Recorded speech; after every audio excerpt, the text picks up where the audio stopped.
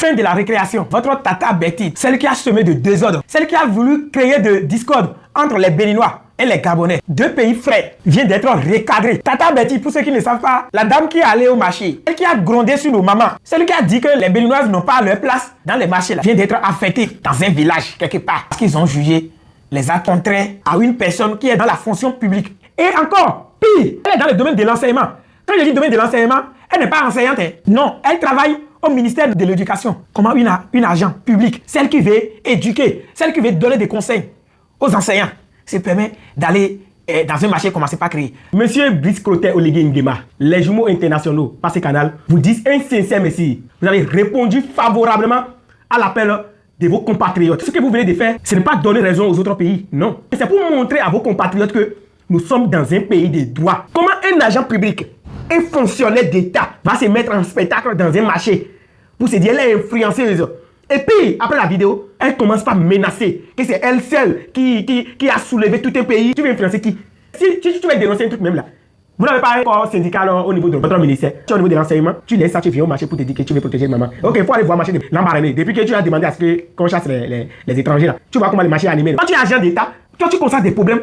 Au lieu de remonter au ministère de tutelle, parce que tu te dis que tu es influencé, tu as un poids, au lieu de remonter ces trucs à tes supérieurs, tu viens sur les réseaux pour plaire à qui? Aux Gabonais, pour montrer aux gens que c'est toi que tu dénonces. Tu as vu autant déplacer maintenant pour t'amener dans un village. Tu ne peux pas être agent d'État. Si tu constates quelque chose de mauvais, tu sais que quand tu remontes, ça ne marche pas. La seule manière de dénoncer ça, c'est de souffrir ça aux syndicalistes. Ou bien si tu sais que même les syndicalistes du ministère n'agissent pas comme il le faut. Mais tu peux souffler ça à, je vais dire, il y a quelqu'un, comment on l'appelle là?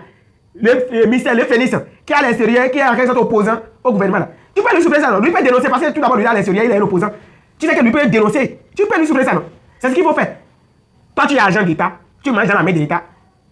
Et c'est toi, tu es là, tu sors les dossiers pour dire si, ça.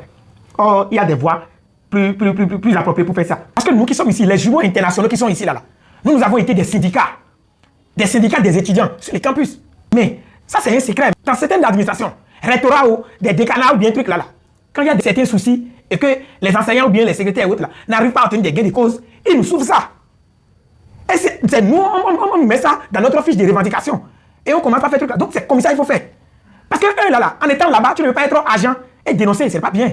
Ton poste, tu mets ton poste dans un risque. Il faut savoir que c'est toi qui paies et non tous ceux qui te soutiennent.